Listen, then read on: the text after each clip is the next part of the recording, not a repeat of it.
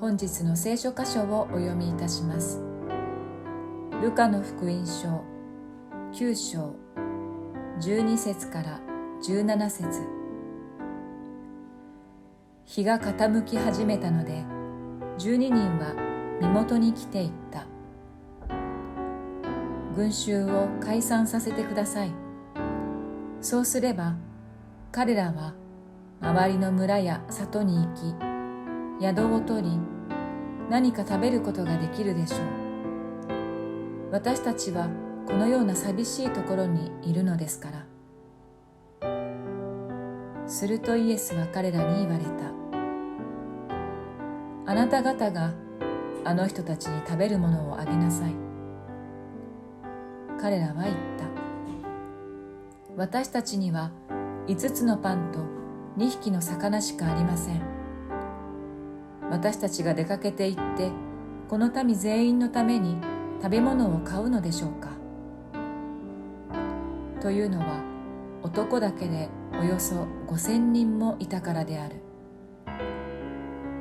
しかしイエスは弟子たちに言われた。人々を50人ぐらいずつ組にして座らせなさい。弟子たちはその通りにして全員を座らせた。そこでイエスは5つのパンと2匹の魚を取り、天を見上げ、それらのゆえに神を褒めたたえて、それを裂き、群衆に配るように弟子たちにお与えになった。人々は皆食べて満腹した。そして余ったパン切れを集めると12かごあった。안녕하세요。ハレルヤ。聖書の中にはイエス・キリストが語られた言葉として有名なんですけれども、実は多くの人が心から信じていないという言葉があります。 성경에는 예수님께서 하신 말씀으로 유명한 말씀들이 많이 있지만 실제로 많은 사람들이 그 말씀을 진심으로 믿지 않는 부분들이 있습니다. それは受けるより与える方が幸いであるという言葉です。 그 중에 한 부분은 주는 것이 받는 것보다 복이 있다라는 말씀입니다.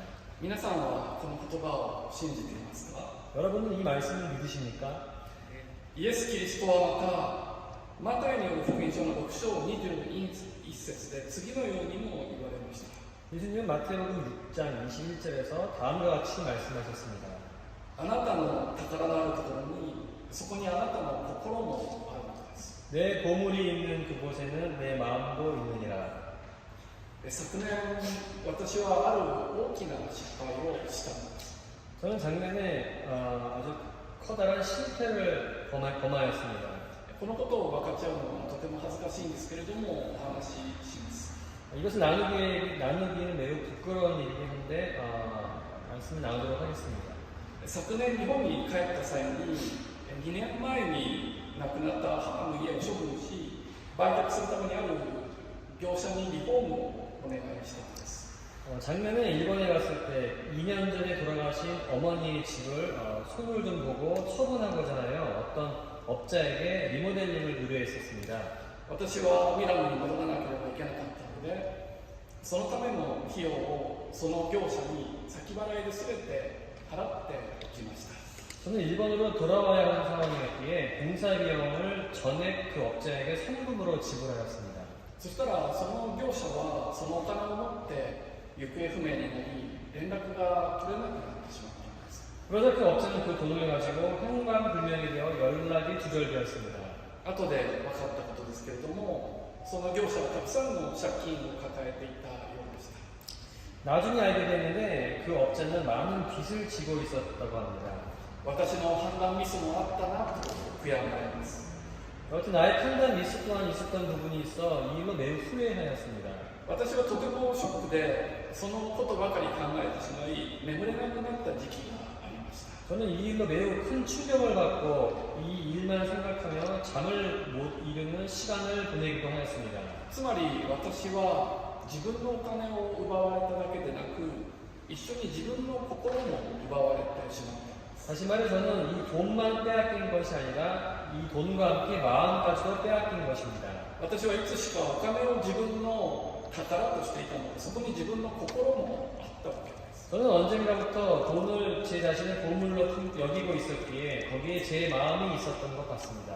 そのことを祈りの中で悔い改めて気づかされて悔い改めました。 이 부분을 기도하도 좀 깨닫게 되고 하나님 앞에 회개하였습니다. その後不思議な形で損失したお金を取り戻すことができました。 그 후에 이해할 수 없는 방법으로 손실되었던 돈들이 되돌아오게 되었습니다. ですから心配はしないでください。 그러면 여러분 걱정하지 않으셔도 될 것 같습니다. 私にとっては神様からの良い訓練の時になった。 저에게는 이 부분이 하나님으로부터의 귀한 훈련의 시간이 되었습니다. 今日はイエス・キリストが私たちに教えられた分け与える生き方についてお話をします。 오늘은 예수 그리스도께서 우리에게 가르쳐주는 나누는 삶에 대해 나누고자 합니다. もう一度ルカによる福音書の9章の12節から14節までをお読みいたします。 다시 한번 누가복음 9장 11절에서 14절을 한번 읽어보도록 하겠습니다. 日が傾き始めたので12人は身元に来ていった。群衆を解散させてください。そうすれば彼らは周りの村や里に行き宿を取り何か食べることができるでしょう。私たちはこのような寂しいところにいるのですから。するとイエスは彼らに言われた。あなた方があの人たちに食べるものをあげなさい。彼らは言った。私たちには5つのパンと2匹の魚しかありません。私たちが出かけていってこの民全員のために食べ物を買うのでしょうか。というのは男だけでおよそ5000人もいたからだ。しかしイエスは弟子たちに言われた。人々を50人くらいずつ組にして座らせなさい。 날이 저물어내 12 사도가 나와 여짜오되 우리를 보내어 두루 마을과 촌으로 가서 유하며 먹을 것을 얻게 하소서. 우리가 있는 여기는 빈 들이니이다. 예수께서 이르시되 너희가 먹을 것을 주라 하시니 여짜오되 우리에게 떡 5개와 물고기 2마리밖에 없으니 이 모든 사람을 위하여 먹을 것을 사지 아니하고서는 할 수 없사옵나이다 하니 이는 남자가 한 5,000명 되밀어라. 제자들에게 이르시되 때를 지어 한 50명씩 앉히라 하시니 ここに男だけで5000人もいたと書かれています。 여기에 남자가 5천여 명이 있었다고 쓰여져 있습니다. ですからよくこの聖書箇所を5000人の給食と言います。 그래서 이 성경 구절을 일본에서는 5천 명의 급식이라고 말합니다. ですがそれは正しい解釈ではないんです。 하지만 그것은 올바른 해석이 아닌 것 같습니다.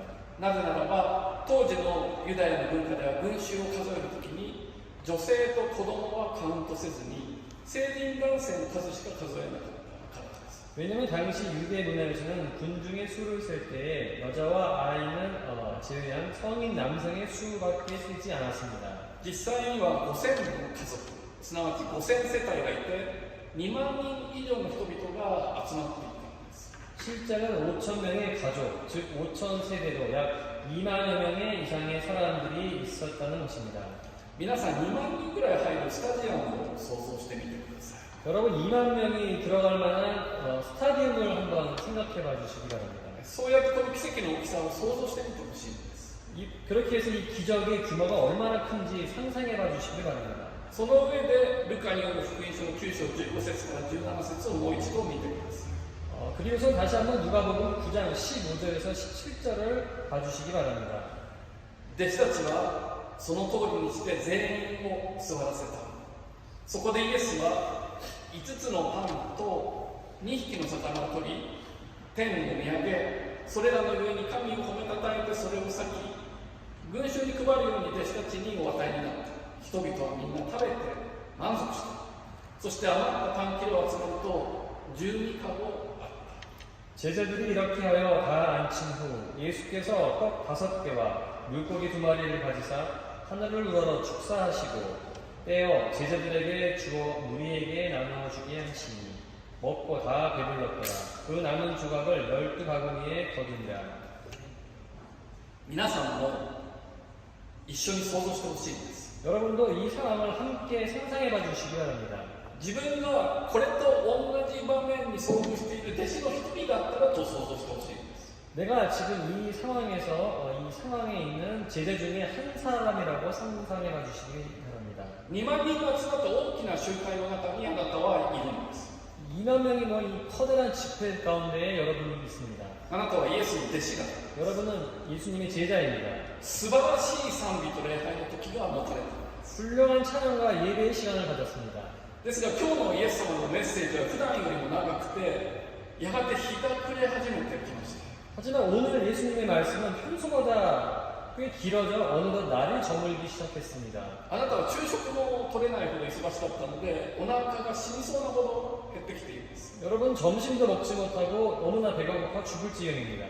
ですからあなたは他の弟子たちと臨時のミーティングを開きます。 그래서 이 일로 여러분은 다른 제자들과 함께 임시 회의를 합니다. 今日のイエス様のメッセージは予想していたよりもはるかに長い時間、 오늘 예수님의 말씀이 예상했던 것보다 훨씬 길어진 것 같네요. そして自分も他の弟子たちもお腹が減っている。 그리고 나도 그리고 다른 제자들도 배가 고픕니다. それでイエス様に弟子の誰かが次のように伝えようと決めたんです。 그리고 제자 중에 누군가 한 사람이 예수님께 이렇게 전하기로 합니다. イエス様、人々は皆お腹を空かせています。そろそろ終わりにしたらどうでしょうか。 예수님, 사람들이 모두 굶주리고 있습니다. 슬슬 끝내주시죠. 自分が弟子の代表としてそのことをイエス様に伝えることになったと想像してみてください。 내가 제자들을 대표해서 이것을 예수님께 전하게 되었다고 생각해 보시기 바랍니다. 2万人の群衆が集まっている。 2만 명의 군중들이 있습니다. そこでイエス様はまだ語っている。 그 와중에 예수님은 아직도 말씀을 하고 계십니다. その話を遮るようにしたあなたはイエス様に横に立ち耳打ちするように伝えたんです。 그 말씀을 중단시키고도 당신은 예수님 옆에서 조용히 귀에 대고 전합니다. イエス様すみません。 예수님 죄송합니다.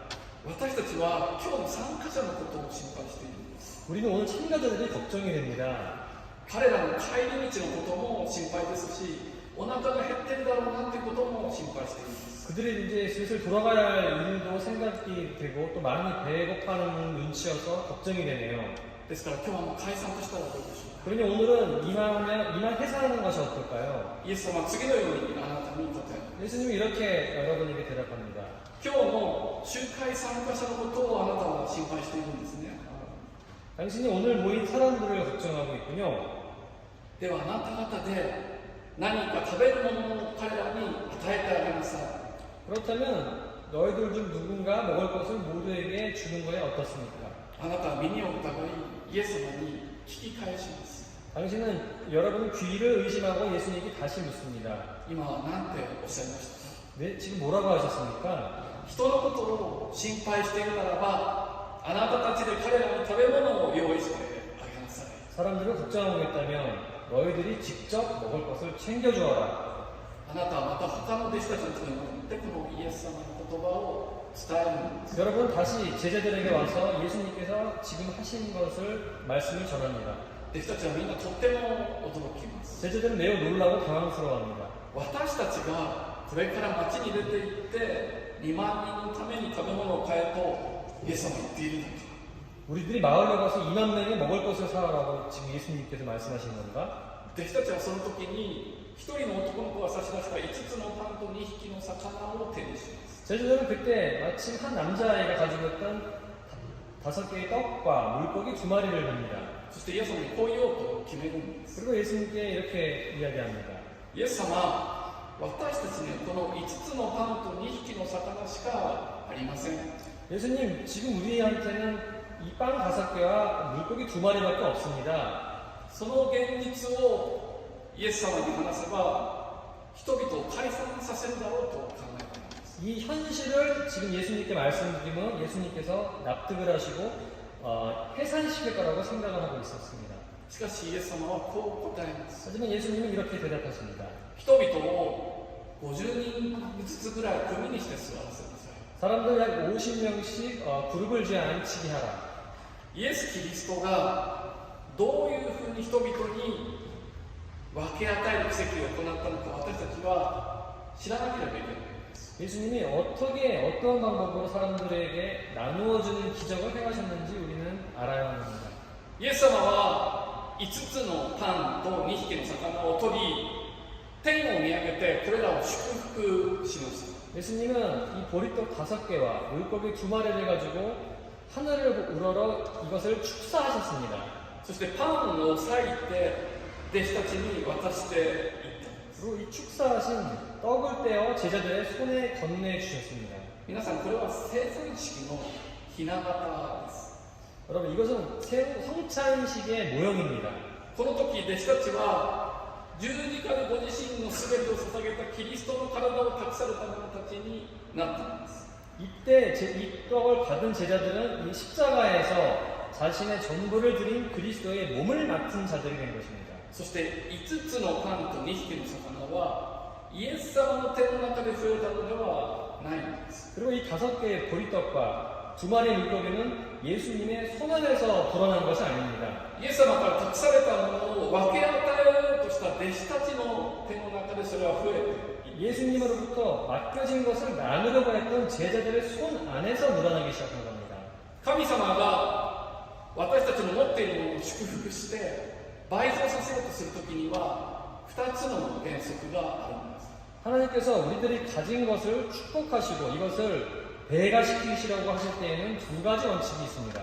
1つ目の原則はこれです。 첫 번째 원칙은 이것입니다.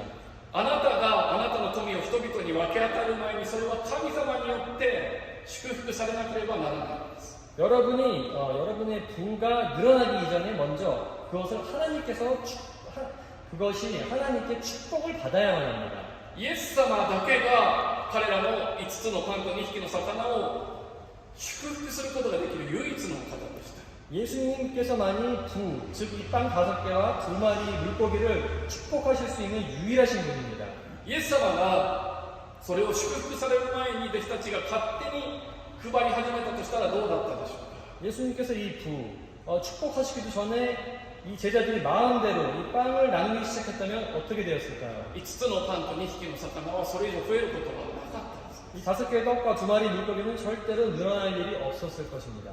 神様は自分に与えられているものを神様の前に取り分けて捧げる人を祝福されます。 하나님은 하나님으로부터 받은 것을 가지고 나누어 다시 올려드리는 사람을 축복하십니다. そして祝福されたものを捧げるその人の持ち物をより多くの人に分かち合えるようにとその富を増し加わせるのです。 그리고 축복받은 그것을 다시 봉헌하는 사람들의 가진 것을 몇 배그 배가 시켜주시는 것입니다. これはとってもシンプルな第一の原則なのでどうぞ覚えてください。 이것은 아주 단순한 제1의 첫 번째 원칙입니다. 第2番目の原則についてお話しします。 두 번째 원칙입니다. あなたに今隠されているあなたの持ち物の富が増やされる前にそれは神様に捧げられなければならないということです。 여러분에게 맡겨진 부가 늘어나기 이전에 먼저 이것은 반드시 하나님께 드려져야만 합니다. 弟子たちはイエス様に持っていたパンと魚の全てを捧げ、イエス様はそれで天を見上げて神様を褒めたたえてそれを祝福されたのです。 제자들이 가지고 있던 이 떡과 물고기를 예수님께 드리고 그 받은 이것을 가지고 예수님은 하늘을 우러러 축사를 하셨습니다. イエス様がそれを祝福した後、お腹が空いた弟子たちがまずそれを自分たちで食べてしまったらどうなったでしょうか。 또한 예수님이 이것을 축복하셨다 하더라도 이것을 제자들이 받아들고서는 먼저 자기들이 먼저 먹었다면 어떻게 되었을까요? それは決して増えていくことがなかったんです。 그것 또한 결코 늘어나지 못했을 것입니다. 空腹だった弟子たちが5つのパンと2匹の魚を手放したのには信仰が必要だったんです。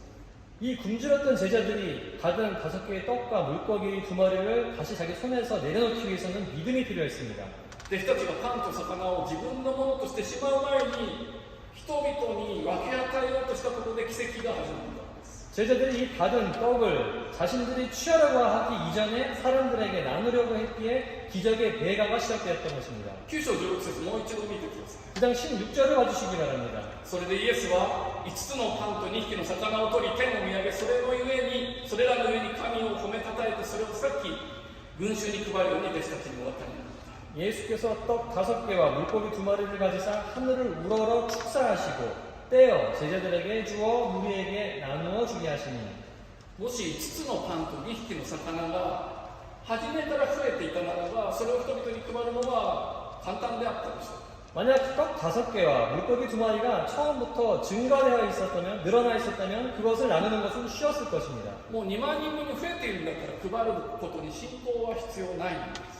뭐 2만 명분이 늘어났기 때문에 이것을 나누는 데 있어서 믿음 따윈 필요하지 않습니다.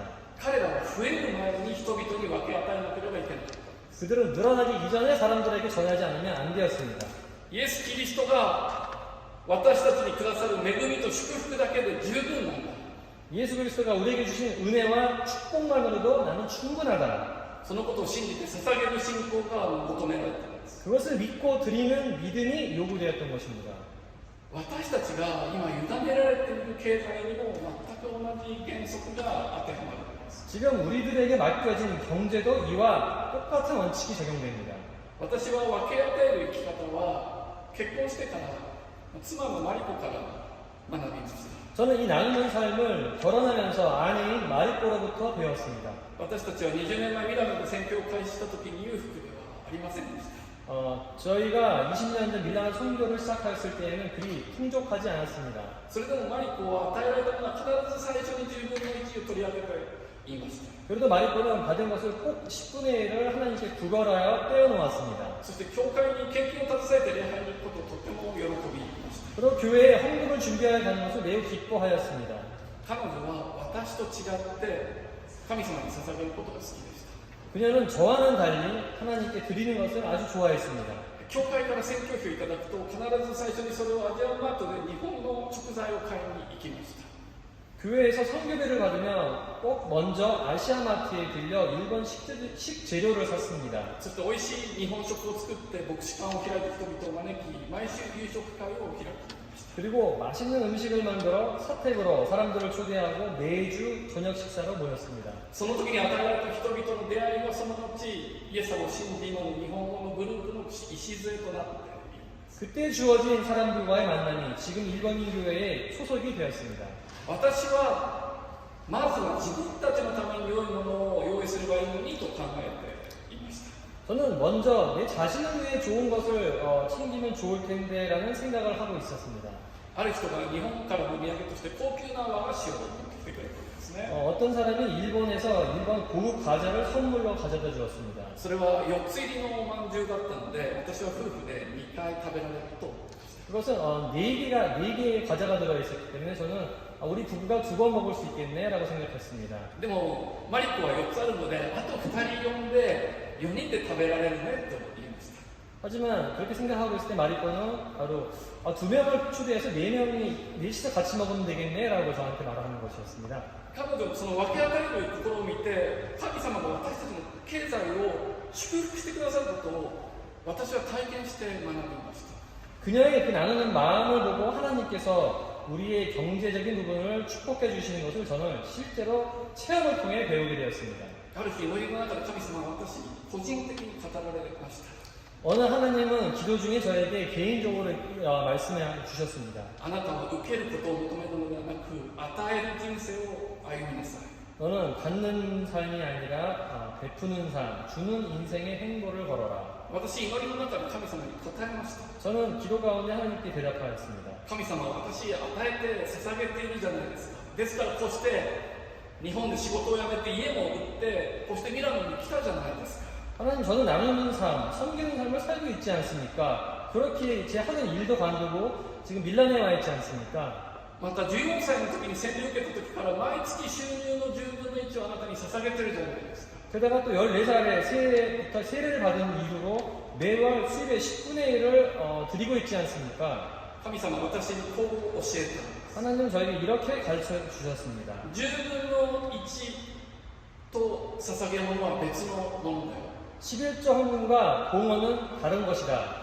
11献金というのは私に返すものであって捧げ物ではないんだよと神様から語られる。 11조 헌금은 네가 나에게 돌려주는 것이 네가 나한테 주는 게 아니다. 聖書の中で収入の10分の1を神様の前に取り分けるときに捧げるという言葉は一度も使われていない。 성경에서 수입의 10분의 1에 관해 준다라는 단어는 전혀 사용되고 있지 않습니다. あなたが受けたものの10分の1を私のところに持ってきなさいという言葉が使われているんです。 너에게 주는 10분의 1을 나에게 가져오라라는 말을 쓰고 있습니다. それは神様なので、私たちは自分のものでないものを神様への人に捧げることはできないんです。 그것은 하나님의 것이기 때문에 내가 그것을 사람들에게 줄 수 없기 때문입니다. 神様の家に持ってきて神様にお返しするのか、返さないで自分のものにして盗んでしまうかしか10分の1に関してはできないんです。 하나님의 집에 그것을 가지고 오든지 그것을 훔치든지 둘 중에 하나인 것입니다. 11献金に関してはこの2つの道しかないのだよと神様から教わりました。 11조 헌금에 대해서는 이 두 가지 길밖에 없다라고 하나님께서 저에게 가르쳐 주셨습니다. 私、祈りの中で神様との対話を続けました。 저는 기도 중에 하나님과 계속해서 대화를 나누었습니다. 神様はあなたにじゃあお返ししてきた10分の1とは別で与えなさいということでしょうか。 하나님 그렇다면 이 돌려드려야 하는 11조와는 별도로 나누라고 하시는 것입니까? 神様はそうだよと答えます。 하나님은 그렇다고 말씀하셨습니다.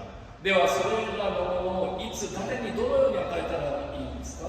그렇다면 그것을 언제 누구에게 어떻게 주면 좋을까요? 神様の答えはシンプルな、 하나님의 대답은 간단했습니다. 私がその時になったらあなたに伝えます。 내가 그때가 되면 너에게 말해줄게. 聖書にはこう書かれています。 성경에는 이렇게 말하고 있습니다. 私の羊は私の声を聞き分けます。 내 양은 내 음성을 듣노라. ですからいつも耳を澄まして神様の声を聞き分けていきたいんです。 그렇게 항상 하나님의 음성을 듣고 싶습니다. 今あの人に与えなさい、 지금 저 사람에게 주어라.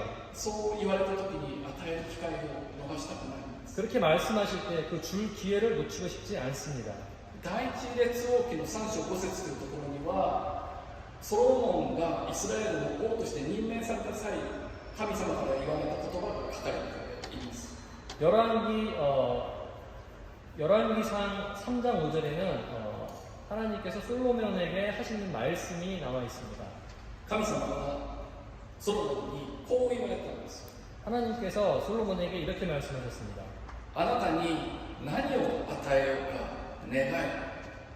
내가 내게 무엇을 줄고 내게 구하라. これはとても有名な箇所で説教でもよく引用されることがあるんですね。 이것은 매우 유명한 말씀이죠. でも多くはソロモンが前日に何をしたのかが見逃されているんです。 하지만 많은 사람들이 솔로몬이 그 전날, 이 말씀을 듣기 전날 무엇을 했는지를 놓치고 있습니다. ソロモンは前日王として任命されていました。 솔로몬은 전날 왕으로 임명되었습니다. 当時イスラエルの王と任命された者は神様に一頭の牛を捧げるということが決まりになっていました。 당시 왕으로 임명된 자는 한 마리의 소를 희생 제물로 바치게 되어 있었습니다. その立法していたソロモンは実際に何頭の牛を神様に捧げたのか皆さんご存知ですか。 그렇게 왕위에 오른 솔로몬이 실제로 몇 마리의 소를 봉헌했는지 아십니까? ソロモンは1000頭捧げた。 솔로몬은 1000마리를 드렸습니다.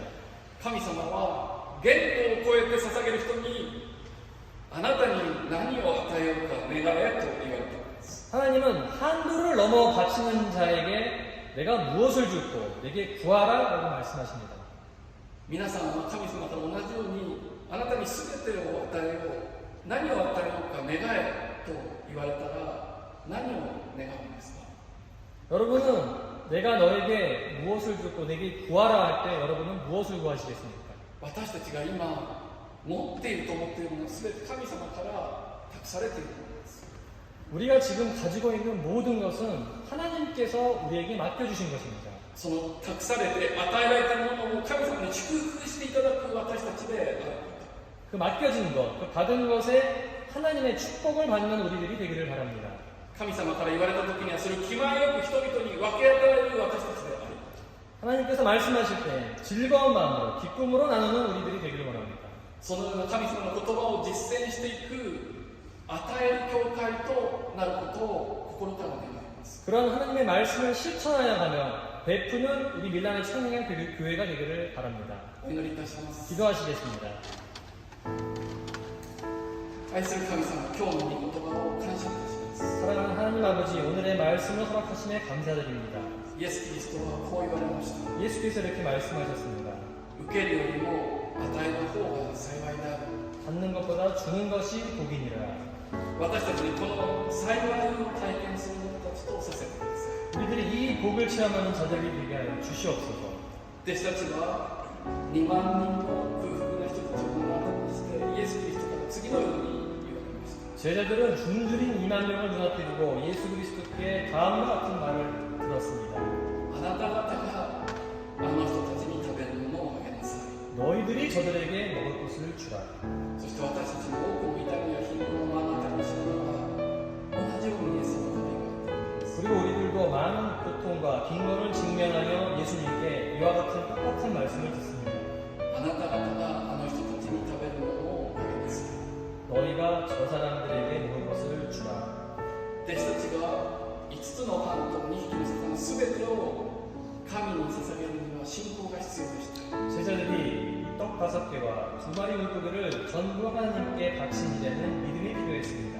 神様、信仰の水を私たちにどうぞ憐れんでください。 주님, 믿음이 연약한 우리들을 불쌍히 여겨주시옵소서. そして私たちに捧げる信仰を与えてください。 그리고 우리들에게 바치는 믿음을 주시옵소서. 私たちがイエス・キリストの言葉を実践していく与える教会としてください。 우리들이 예수 그리스도의 말씀을 실천하여가는 그러한 베푸는 교회가 되게 하여 주시옵소서. イエス・キリストの皆によってお願いします。 예수 그리스도